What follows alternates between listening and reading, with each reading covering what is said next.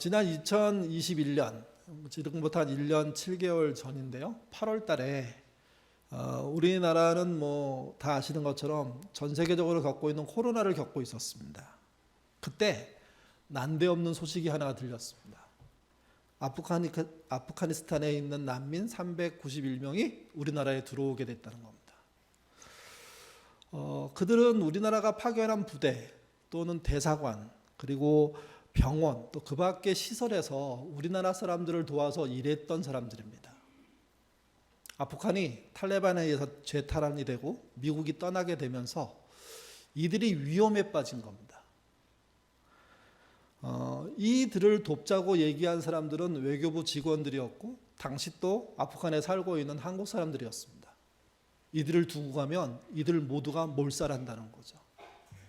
생각해 보십시오.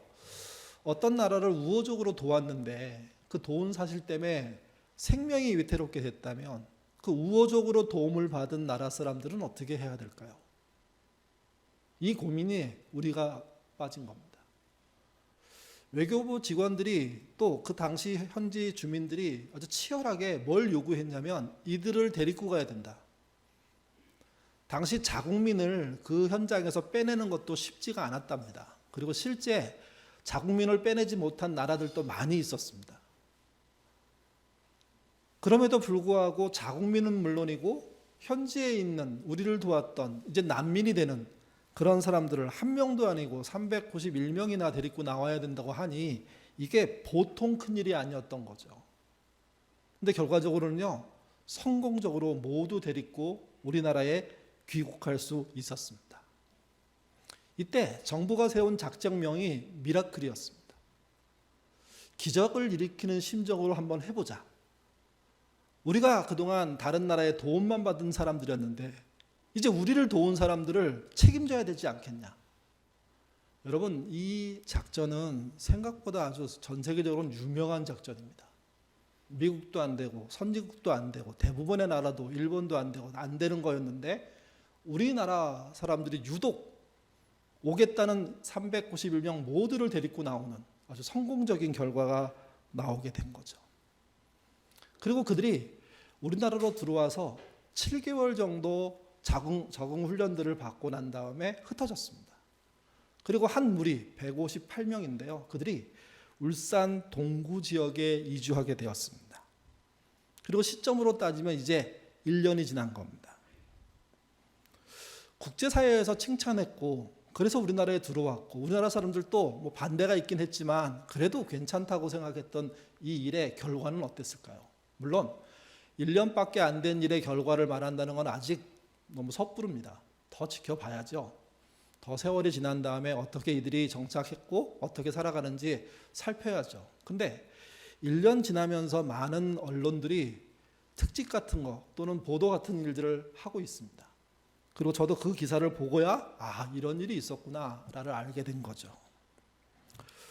울산으로 내려간 사람들은 158명입니다.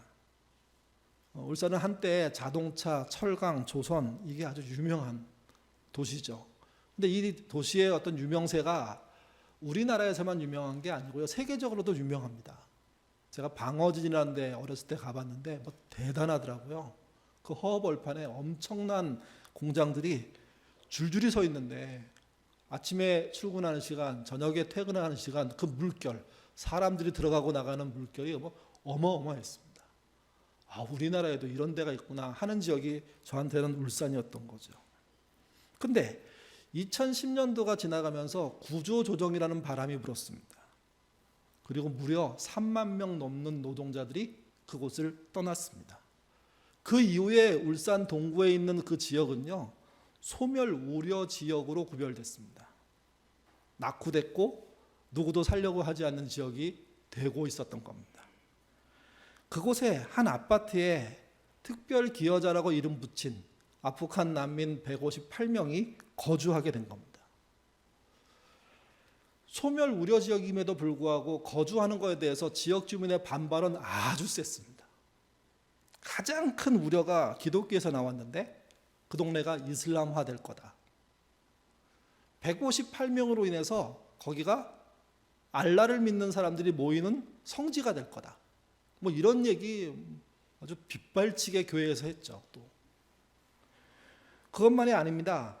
한국인 자녀들, 그러니까 우리나라 사람들이 키우는 자녀들이 그들의 자녀들과 학교에서 만나야 되는데 이 문제가 쉬운 일이 아니었습니다. 부모들이 거부하고 아이들도 거부 반응을 보이고. 근데 어쨌든 정부와 울산 지자체가 나서서 또 울산 교육청이 나서서 열심히 노력해갖고 이제 1년이 지난 겁니다. 그 1년이 지나고 난 다음에 평가가 여러분 어떻다고 생각하십니까? 요즘 울산이라는 지역이나 그 밖에 공업지역에서 늘 또 부천에서도 하는 이야기인데 외국인 노동자가 없으면 망한다 이런 얘기가 일반적입니다. 회사를 운영할 방법이 없다는 거죠. 울산도 그랬습니다. 물론 158명의 외국인으로 문제가 해결되는 게 아닙니다. 실제 울산 현대중공업의 협력회사까지 합쳐서 직원이 노동자가 한 10,000명 정도 지금 된대요. 근데 그 중에 1,500명이 외국인 노동자랍니다.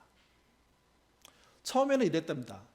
100명 정도 되는 사업장에 10명 정도 외국인이 취직을 하게 되면 많은 사람들이 뭐라고 생각하냐면 10개의 직장을 빼앗겼다. 일자리를 빼앗겼다. 그렇게 생각했대요. 근데 여러분 지금은 그렇지 않답니다. 그 10명 때문에 90명이 일자리를 유지하게 됐다. 10% 또는 15%밖에 되지 않는 규모라고 생각하면 별거 아닌데 실제 영향력으로 따지면 우리의 기간 산업들을 지탱하는데 그들의 위치가 너무도 중요하다는 거죠. 너무도.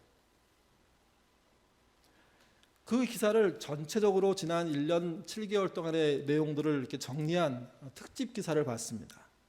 그리고 그 특집 기사의 그 제목이 뭐냐면 기적의 1년입니다. 그리고 이렇게 평가했더라고요. 다가올 미래를 먼저 경험했다. 마치 뭐 성경에서 옛날에 그 2단 하나 있었잖아요. 다가올 미래를 대비하라.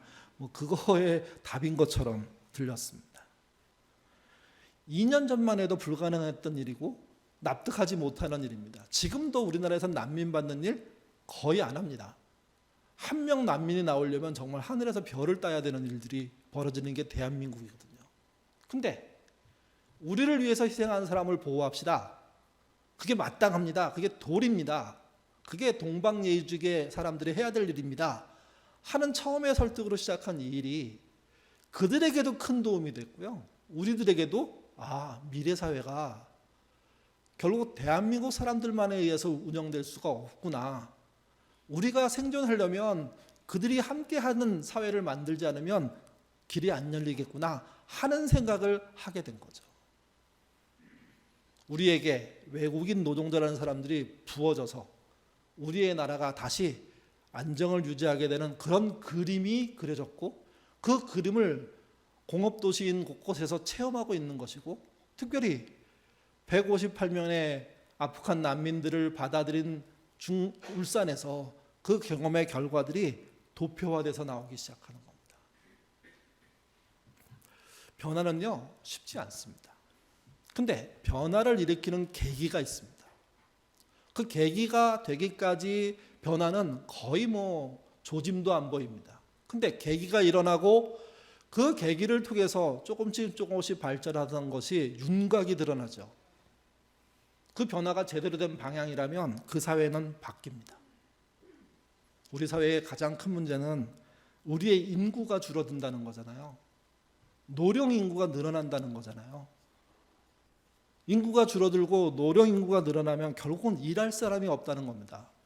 여기에 단비 같은 소식이 뭘까? 결국 일해 줄 사람들을 모아야 되는데 거기에 대한 지혜가 필요하다는 거죠. 오늘 본문은 변화에 대한 이야기입니다. 가장 필요한 변화가 뭐냐? 그런 얘기를 하는 겁니다. 그 얘기의 출발점은 창조주 예수님이 이 땅에 개입하셨다는 이야기로 시작합니다. 요한복음 1장의 가장 중요한 이슈는 예수님을 창조주로 보는 거라고 말씀을 드렸습니다. 그 창조주를 처음 인식한 존재는 세례 요한이었습니다. 세례 요한은 예수님을 만나면서 이렇게 그를 표현합니다. 세상 죄를 지고 가는 하나님의 어린 양이라고요. 나는 그분의 신발끈도 푸는 것 감당하지 못하겠노라. 그는요, 놀라고 충격을 받고 뒷걸음칩니다. 근데 주님이 말씀하시죠. 네가 맡은 그 일을 해야 한다고. 그래서 주님께 침례를 베풀었습니다. 침례가 끝나고 난 다음에 그 이후에 이틀 동안 예수님은 5명의 제자를 부르십니다.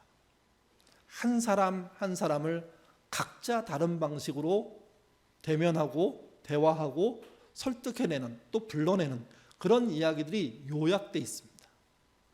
그 중에 가장 주목을 끄는 사람은 마지막 5번째 나다나엘입니다. 그는 스스로 아주 중심이 반듯한 유대인이었습니다.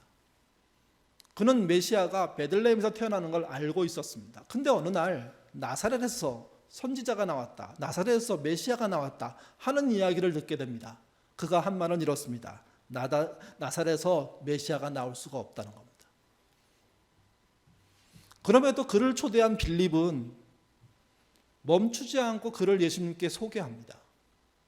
그리고 그 소개한 자리에서 예수님은 내가 너를 이전에 봤다 이렇게 얘기합니다. 이전에 언제? 나다나엘이 평상시에 무화과 나무 아래서 율법을 배우고 기도하는 걸 봤다는 겁니다. 그러면서 이렇게 평가합니다. 너는 진정으로 참 이스라엘 사람이다. 이때 참 이스라엘이란 말은요, 이스라엘의 진정한 사람이라는 뜻도 있지만 동시에 너는 진짜 하나님 백성이라는 뜻입니다. 주님이 오시기 전에 이미 하나님의 백성으로 백성답게 사는 사람이 있었는데 그게 누구냐? 나다나엘이라고 얘기하는 겁니다. 그리고 그 나다나엘에게 아무에게도 밝히지 않은 비밀 한 가지를 말합니다. 같이 보시죠. 요한복음 1장 50절에서 51절입니다. 읽겠습니다. 예수께서 대답하여 이르시되 내가 너를 무화과 나무 아래에서 보았다 함으로 믿느냐? 이보다 더 큰 일을 보리라. 또 이르시되 진실로 진실로 너희에게 이르노니 하늘이 열리고 하나님의 사자들이 인자 위에 오르락내락 하는 것을 보리라 하시니라. 이보다 더 큰 일을 보리라, 이 이야기는 나다나엘에게 한 이야기니까요. 나다나엘이 예수님 보고 놀란 게 있지 않습니까? 자기를 만나기 전에 이미 봤다는 거, 이미 알고 있었다는 거, 그리고 자기의 성품과 자기의 태도와 자기의 삶을 꿰뚫어 보고 말씀하신다는 거. 그것 자체만으로도 충격이어서 그는 예수님의 제자가 됐는데 예수님은 그것보다 더 큰 일을 보겠다고 얘기합니다. 그리고 이어서 51절에 이렇게 말합니다. 하늘이 열리고 하나님의 사자들이 인자 위에 오르락내락 하는 것을 보게 되리라. 앞으로 네가 나와 함께 제자로서 살 때 벌어질 일들을 예고하는 겁니다. 근데 그 예고의 내용이 무엇이냐? 이게 창세기 28장에 나오는 야곱이 체험했던 베델 사건입니다. 하늘 사다리가 걸치고 그 사다리에서 땅으로 하늘로, 하늘에서 땅으로 천사들이 오르내리면서, 그리고 그 베델의 이름이 여호와의 집이잖아요. 여기가 성전이라는 그런 그 사건의 응답이 누구냐? 예수님 자신이라는 겁니다. 그리고 앞으로 벌어지는 모든 사건들을 통해서 예수님이 이 땅의 진정한 성전, 하나님과 사람을 통하게 만드는 성전임을 보여주시겠다는 거죠. 그런 약속으로 요한복음 1장은 끝이 납니다. 그리고 이제 당신이 어떻게 진정한 성전으로서 땅과 하늘을 소통하게 하는지에 대한 답변을 하시는데, 실제로 보여주시는데, 그게 2장부터 마지막 장까지고요. 특별히 2장부터 12장이 그 내용입니다. 2장부터 12장을 얘기할 때 가장 중요한 걸 뭐라고 얘기하냐면요, 7가지의 표적이 나온다고 얘기합니다. 7번 예수님이 하나님의 성전인 걸 보여주는 거죠. 표적 얘기가 나왔으니까, 또 오늘도 그 표적, 기적 이야기니까 표적을 뭘로 봐야 되는지 한번 생각해 보겠습니다. 톰 나이트가 한 말인데요, 같이 읽겠습니다. 표적이란 작은 믿음만이라도 갖고 지켜보는 사람들에게는 예수님이 계신 곳에서 하나님의 천사들이 오르락내락하는 순간이다. 표적이란 하늘이 열리고 변화시키는 하나님의 사랑의 능력이 현 세계 속으로 뿜어져 들어가는 순간이다. 믿음이 작더라도 그분을 만날 수 있고 그분이 천사가 오르고 내리게 하는 통로가 된다는 것을 깨닫게 되는 것, 보게 되는 것, 알게 되는 것, 그게 모든 게 표적이라는 겁니다.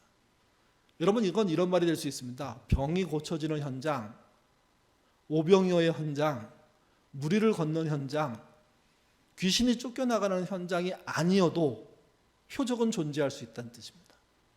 우리의 일상 속에 우리가 그것을 믿음으로 볼 수 있기 시작한다면, 억지로 꿰맞추는 사이비식이 아니라 지금 내 눈앞에 벌어지는 일들이 하나님의 눈, 하나님의 주시는 말씀의 합리성으로 이해하기 시작한다면 그것이 표적의 한 부분이 될 수 있다는 이야기를 톰 라이트가 해주고 있는 겁니다. 표적은 그래서 멀리 있지 않습니다. 실제 우리와 가까이 있는 겁니다. 또 표적은 믿음으로 보이는 겁니다. 여러분, 오병이어를 경험한 사람들이 모두 예수님을 믿었을까요? 그렇지 않을 겁니다.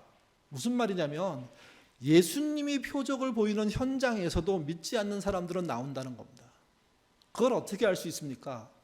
예수님이 부활하셨을 때 그 부활을 본 제자들 중에 믿지 않는 사람이 다반사였습니다. 그러니까 물고기 잡으러 갔죠. 어떤 사람은 예수님이 일으키는 표적을 눈앞에 보면서도 그걸 누리지 못할 수 있다는 겁니다. 반대로 어떤 사람은 예수님을 본 적도 없지만 오늘날 우리의 삶 속에서 믿음으로 삶과 사건을 들여다보면서 그게 표적됨을 볼 수 있는 눈과 마음으로 살 수가 있다는 거죠. 누가 그런 사람인지, 누가 그렇게 될 수 있는지 그게 중요합니다. 요한복음 2장부터 12장에 나오는 7가지의 표적은 그렇게 예수님이 누구인지, 그분이 왜 성전이 되는지, 그분이 무슨 일을 하시는지를 보여주는 사건입니다. 그렇다면 첫 번째 기적은 뭡니까?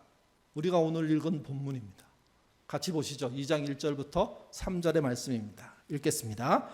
사흘째 되는 날 갈릴리 가나에 혼인례가 있어 예수의 어머니도 거기에 계시고 예수와 그의 제자들도 혼례의 청함을 받았으니 예수가 어머니가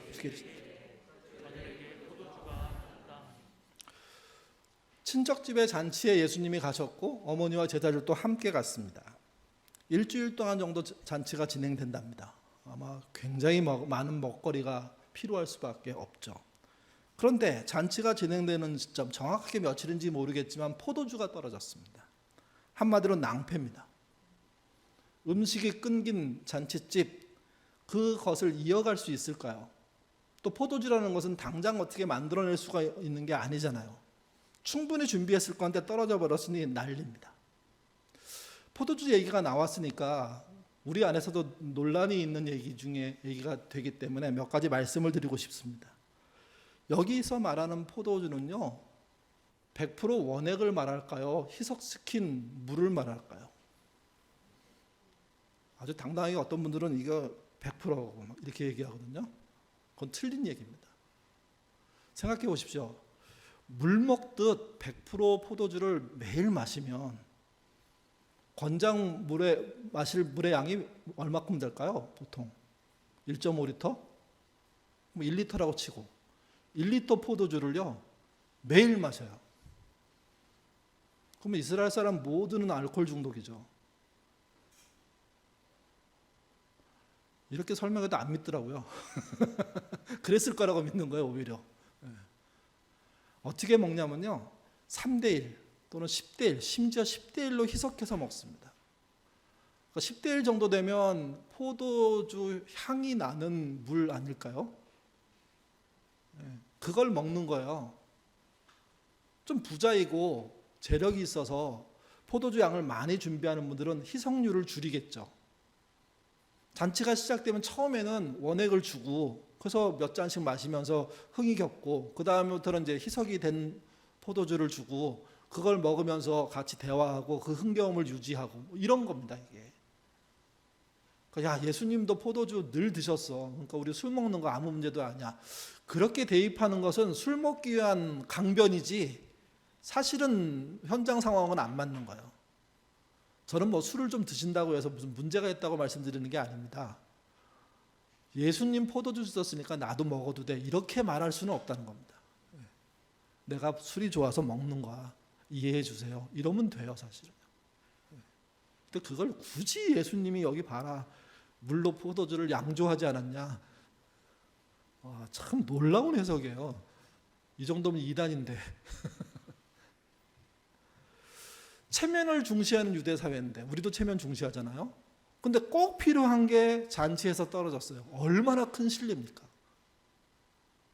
주인들이 안절부절할 상황이 됐습니다. 흥은 깨지게 됐습니다. 이제 여러분, 잔치의 흥만 깨지지 않잖아요. 인생에 그런 사건들이 많습니다. 김 빠진 콜라 드셔보셨습니까? 근데 생각보다 김 빠진 콜라 먹을만 합니다. 왜냐면 단맛은 안 도망가거든요. 그게. 단팥 없는 찐빵 드셔보셨습니까? 어떤 분은 단팥 있는 찐빵 안 먹더라고요. 없는 찐빵만 먹죠. 그것도 보리로만. 이게 진짜 좋은 양식이라고.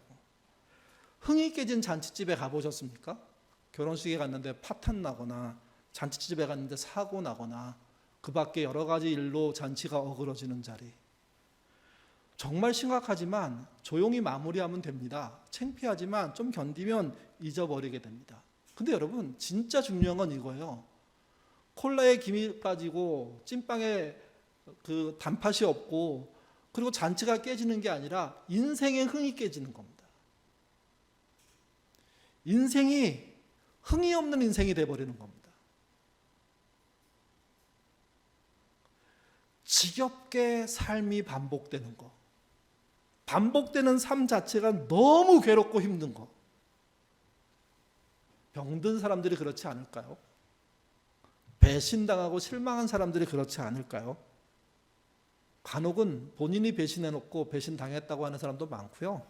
본인이 실망시켜서 모두가 좌절했는데 본인이 실망했다고 하는 사람도 많습니다.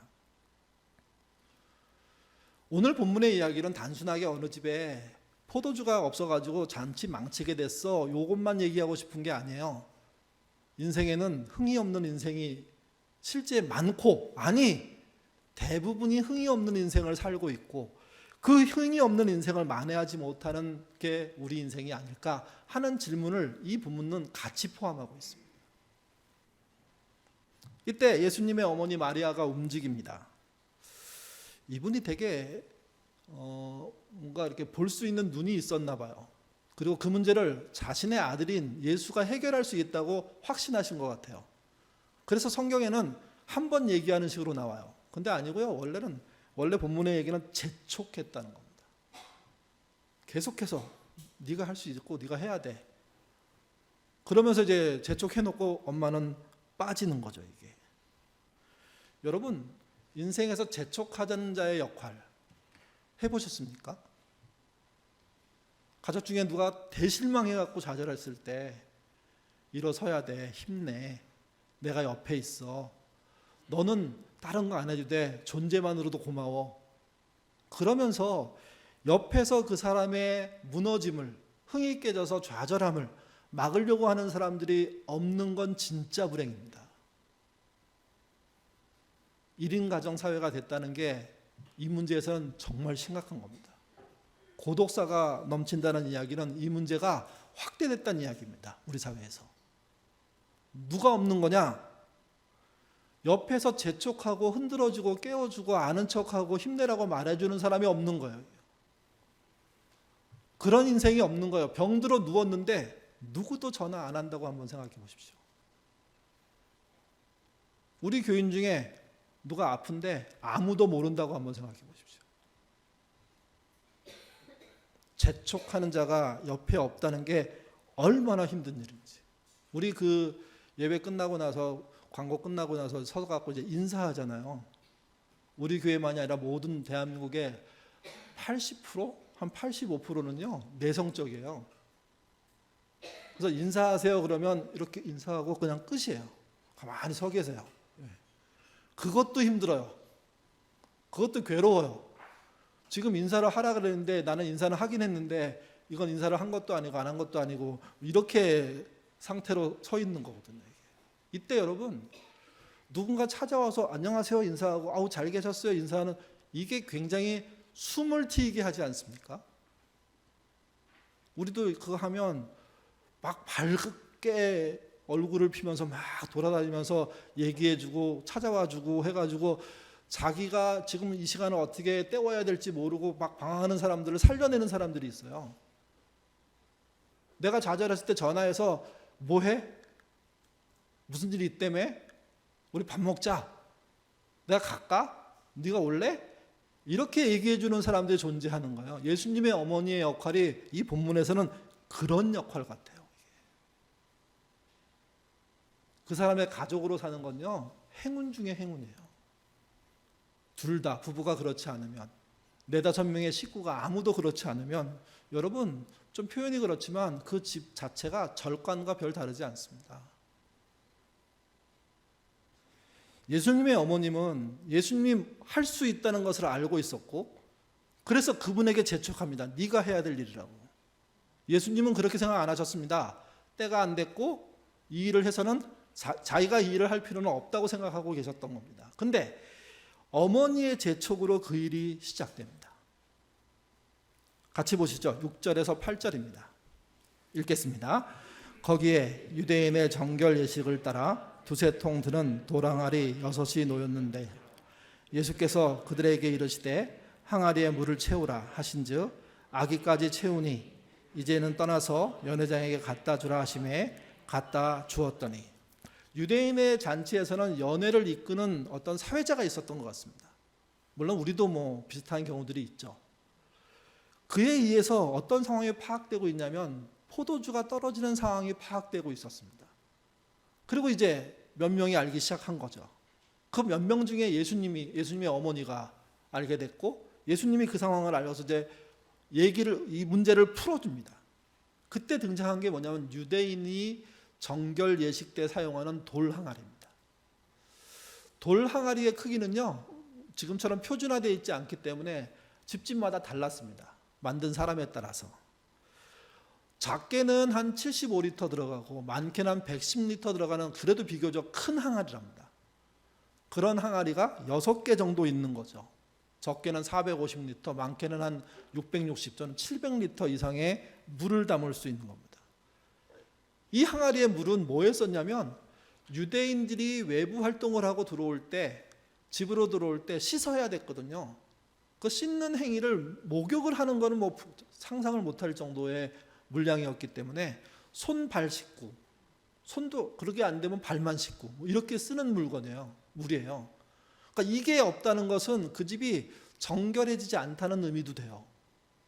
그러니까 이게 잘 준비됐다는 것은 정통 유대인으로서 정결한 삶을 살고 있는 분들이란 얘기가 또 되는 거예요. 그 물통에 물을 담으라고 하고 그 물통에 물을 떠다 줬는데 포도주가 됐다는 겁니다. 여러분, 실제 그 항아리는 포도주가 떨어질 당시에 거기 있었습니다. 아무 역할도 하지 못했습니다. 역할을 줄 수도 없고 역할을 찾을 수도 없는 거죠. 근데 누구 때문에 역할이 생깁니까? 예수님 때문에 역할이 생깁니다. 이 말은 이렇게 볼 수 있습니다. 정결의식이라는 게 종교의식인데, 우리로 치면 개인 기도 시간이나 성경을 읽는 시간이나 또는 예배 드리는 시간이나 이렇게 다 볼 수 있거든요. 그런 시간들이 예수님이 빠져나오면 그게 흥이 깨진 잔치판이 된다는 겁니다. 지금 예배 드리고 있지만 예수님과 관련 없는 삶으로 계속 살아오던 사람이 그저 그냥 종교의식으로 여기를 참여하면 거기는 흥이 존재할 수 없는 삶으로 계속 살아가는 이유가 된다는 거죠. 아무 힘도 발휘할 수 없는 정결의식의 도구인 항아리와 물을 예수님이 바꿔버리신 겁니다. 그리고 그 바꿈을 통해서 잔치의 흥이 살아나도록, 정결의식의 그 통이 의미가 살아나도록 해주셨다는 이야기를 본문이 하고 있는 거죠. 물을 채우라 하고 떠다 줬습니다. 손님들의 반응입니다. 메시지 번역으로 같이 읽겠습니다. 잔치를 맡은 자가 물이 변하여 포도주를 맡고서 큰 소리로 신랑을 불러서 말했다. 그는 방금 무슨 일이 일어나는지 몰랐지만 종들은 알고 있었다. 내가 알기로는 누구나 처음에 가장 맛있는 좋은 포도주를 내놓다가 손님들이 잔뜩 마신 뒤에는 싸구려를 내놓는데 그대는 지금까지 가장 좋은 포도주를 남겨뒀구려. 예. 처음에는 좋은 술을 내놓고 그 다음부터는 희석의 강도를 높이고 결국은 나중에는 이게 술인지 이게 물인지 모르는 것을 내놓는 게 그들의 관례입니다. 그렇게 하면 다 이해합니다. 왜? 포도주를 원액으로 되는 건 엄청나게 많은 돈이 드는 거고 또 포도주의 양은 한계가 있기 때문에 그럴 수 있다는 게 그들의 상식인 거죠, 이게. 근데 이때쯤은 떨어질 거야. 이때쯤은 물을 줄 거야. 이렇게 생각했는데 그게 아니라 예전보다 훨씬 좋은 포도주를 들고 나왔고 그것을 주니 그들이 전에 없던 흥겨움이 생겨나기 시작한 거죠. 여러분, 예수님이 만든 포도주가 왜 맛이 있었을까요? 왜 좋은 포도주일까요? 왜 그럴까요? 양조 기술이 뛰어나서 그러신가요? 혹시 술을 담가보신 분은 알겠지만 담는 사람의 실력에 따라 맛이 달라지잖아요, 완전히. 옛날에 제가 그 아카시아주라는 거를 우리 아버님을 드리기 위해서 우리 뒷산에서 따다가 시쳐다가 잘 소반에다 와서 털어다가 물기 빼고 그 다음에 담궈서 갖다 가을까지 쭉 잘 보관해 갖고 갖다 드렸더니 왜 설탕물을 주냐 이렇게 하시더라고요. 그러니까 저는 담글 줄 몰랐던 거예요. 분명히 저는 소주를 이만큼 사다가 부었는데 아버님은 웬 맹물을 주냐. 그것도 몸에 안 좋은 설탕물을 그렇게 얘기하시더라고요. 그래서 그때야 찾아봤죠. 저는 그냥 넣고 담고 기다리고 하면 되는 줄 알았는데 아니고 그게 뭔가 이렇게 절차가 있고 그게 숙성하는 과정이 있고 그래서 술이 또 다시 만들어지는 과정들이 있고 그 술을 적절할 때 떠내지 않으면 그건 역시 또 꽝이 되는 거죠, 이게. 여러분, 예수님의 술은 양조 기술이 뛰어났기 때문이라고 말하면 곤란합니다. 아마도 그 술이 좋았던 건요, 원액을 그대로 줬기 때문이 아닐까. 그 맛이 물과는 달랐기 때문에.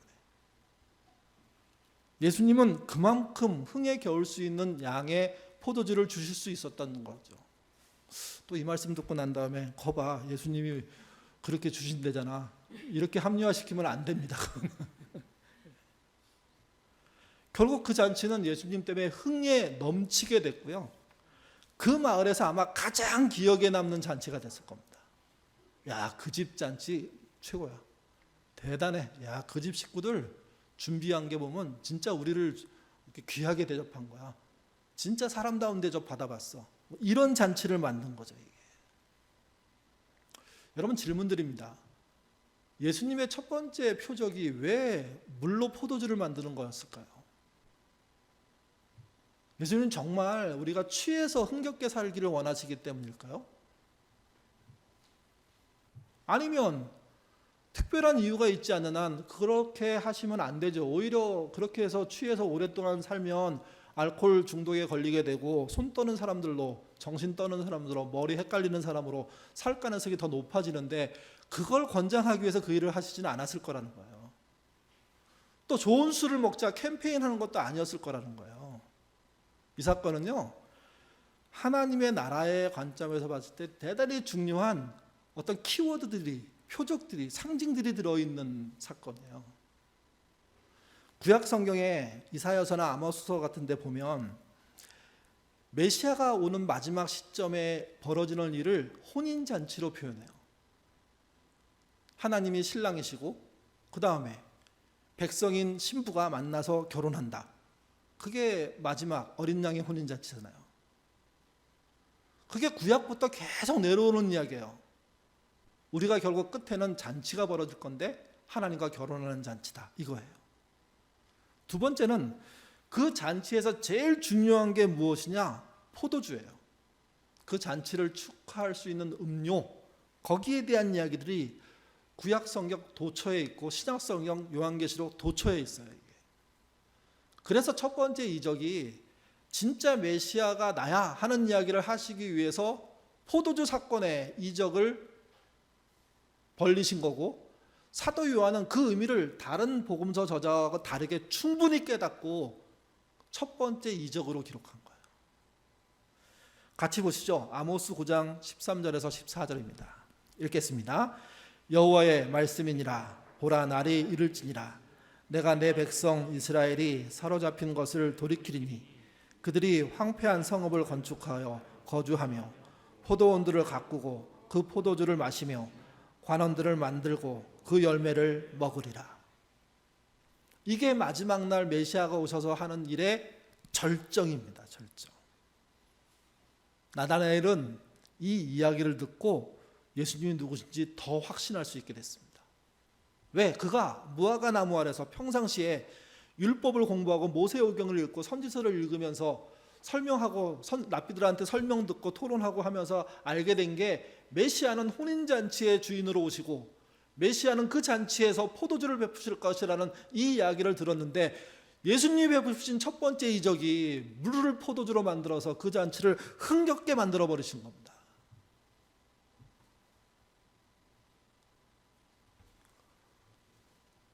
신앙의 절정을 표현하는 사건이라는 거죠. 하나님 나라의 절대적인 과정, 길을 설명하는 사건이라는 거죠. 이게. 그래서 첫 번째 이적이 물로 포도주를 만든 겁니다. 제가 30 즈음에 한 시인을 만났습니다. 우연히 종로서적에 갔다가 그 시인이 쓴 책을 처음, 그 사람 자체를 모르는 사람이었는데 보는 순간 샀습니다. 그 시인이 쓴 책의 제목이 30 잔치는 끝났답니다. 그게 최영미라는 시인이 쓴 책이었습니다. 이제 30에 들어가는 입장에서 30 정도 되면 또 인생의 고민이 많잖아요. 이제 나도 청춘이 끝나는 거 아닌가? 언젠간 가겠지. 한참 불렀는데 이제 진짜 가나 보다. 어른들이 들으면 웃기는 이야기를 젊은 피도 안 마른 애가 하게 되는데 그게 30대 겪는 대부분의 사람들이 그 당시에 겪었던 거거든요. 근데 그 시인이 잔치가 끝났다고 얘기했어요.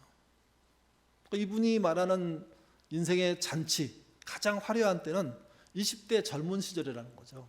이제 30세 넘어가고 40세 되면 시든다는 거죠, 이게. 여기 70, 80 되신 어르신들 입장에서 보면 진짜 웃기는 얘기하고 있는 겁니다. 근데 어쨌든 그 당시에 너무 그 말이 동의돼가지고 그 시를 그날 가서 다 읽었습니다. 그리고 특별히 30 잔치는 끝났다는 그 시에 너무 동감을 해가지고 흥분할 정도였습니다. 아주. 다 읽어드릴 수는 없으니까 한 반 정도 읽을 건데요. 시는 이렇습니다. 물론 나는 알고 있다. 내가 운동보다는 운동가를, 여기서 운동이라는 것은 노동운동, 학생운동을 말합니다. 내가 운동보다는 운동가를, 술보다는 술 마시는 분위기를 더 좋아한다는 걸.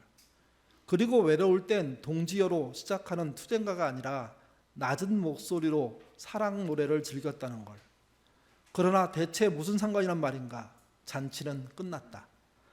술 떨어지고 사람들은 하나 둘 지갑을 챙기고 마침내 그도 갔지만 마지막 셈을 마치고 제각기 신발 찾아 신고 떠났지만 어렴풋이 나는 알고 있다. 이 뒤에 이야기는 뭘 알고 있다는 것을 설명해줘요. 무슨 얘기냐면요. 다시 잔치를 벌리는 어리석은 사람들이 있다.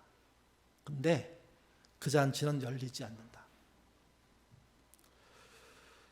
인생 30이면 가장 절정인데 그 절정이 지나면 그게 끝이라는 거죠.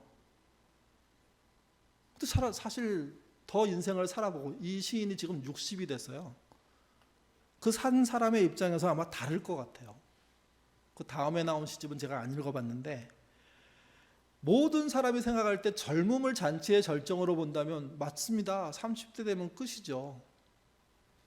40부터 노안이 시작되는데 그 다음부터 이것저것 아프게 되다가 어느 날 덜커덩 세상에 하는 일들이 벌어지는데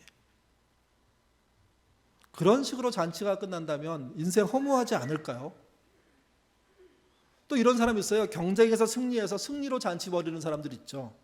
돈 많이 벌어서 돈 잔치하는 사람들이 있습니다. 탁월한 재능과 재주를 가지고 그 잔치 화려하게 여는 사람들 얼마나 많습니까? 건강하고 잘생긴 외모로 잔치가 되는 사람도 있습니다.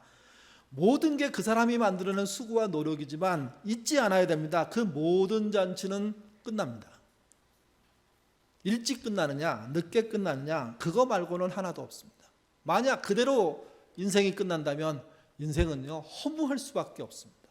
근데 오늘 본문은 허무할 수밖에 없는 자들에게 희망을 주는 메시지를 하나 남겨놓고 끝을 냅니다.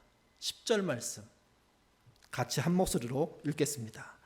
말하되 사람마다 먼저 좋은 포도주를 내고 취한 후에 낮은 것을 내거늘 그들은 지금까지 좋은 포도주를 두었도다. 좋은 포도주를 남겨두었도다고 얘기합니다. 이 남겨둔 포도주는 누가 준 포도주입니까? 주인이 준비한 포도주가 아닙니다. 주인도 은혜로 얻은 포도주입니다. 예수님이 마련하신 포도주입니다. 당신이 메시아임을 드러내기 위해서 만든 포도주입니다. 그 포도주를 들고 그 잔치를 흥겹게 만드셨습니다. 마치 하늘나라에서 예수님을 만나서 그의 백성들이 결혼하는 것처럼 어린 양의 혼인잔치인 것처럼 화려하게 흥겹게 정말 그 동네에서 유사일에 한 번도 없는 잔치를 벌려주시고 그러므로 당신이 누구인지를 드러내신 겁니다. 그래서 첫 번째 이적이 물로 포도주를 만든 사건이라는 겁니다. 여러분 잊지 마십시오. 우리 인생은 그 인생의 흥은 반드시 사라지게 되어 있습니다. 어려서부터 이미 그것을 아는 분도 계실 것이고 나이가 들어서야 그것을 아는 분도 계신 차이밖에 없습니다. 근데 그 차이 상관없이 홀로 죽게 되는 그 시간이 되면 모두 다 그 흥은 깨지게 돼 있습니다. 오늘 말씀은 그들에게 그 모든 사람들에게 해주는 말입니다. 남겨둔 포도주가 있다고. 그걸 그분이 물로 만드셨다고. 떠주는 하인은 알고 있다고. 그 포도주를 마시라고. 흥이 깨지는 인생을 살고 계십니까? 그분이 만드신 포도주가 뭔지 아실 겁니다. 그 말씀의 포도주를 먹고 그 말씀이 주시는 흥으로 사는 삶들을 터득해 가셔야 됩니다. 그 터득은 굉장히 어려울 것 같지만 아닙니다. 실제 말씀으로 합리적인 삶을 살려고 애쓰다 보면 그 말씀이 주는 놀라운 흥겨움들, 세상은 볼 수 없는 차원이 다른 깊이 있는 삶의 노력, 수고, 결과들을 보게 되는 겁니다. 예인의 모든 식구들이 흥이 깨진 이 세상에서 주님이 주신 포도주에 흠뻑 취해 흥겨운 삶 사시기를 주님의 이름으로 부탁드립니다. 기도하겠습니다. 자비로우신 아버지 하나님, 우리의 인생은 스스로 흥을 만들어내도 힘든 인생입니다. 근데 그 흥을 만들어내기가 쉽지 않습니다. 먹을 것을 좋아하다 보면 비만하게 되고 술을 좋아하다 보면 알코올 중독이 되며 그 밖에 우리가 필요해서 돈과 능력으로 사는 모든 물건들은 우리를 오히려 소외시키고 작게 만드는 게 우리의 삶입니다. 그래서 점점 흥이 사라지는 게 인생입니다. 어느 날 덜커덕 병이 걸린다면 그것처럼 처참할 수가 없습니다. 주님, 이렇게 흥이 깨져가는 인생을 살아가던 저희의 삶 속에 유일하게 흥을 주실 수 있는 분이 예수님이라는 이야기를 오늘 본문이 해주었습니다. 그리고 그분이 남겨둔 포도주가 있다는 이야기를 하십니다.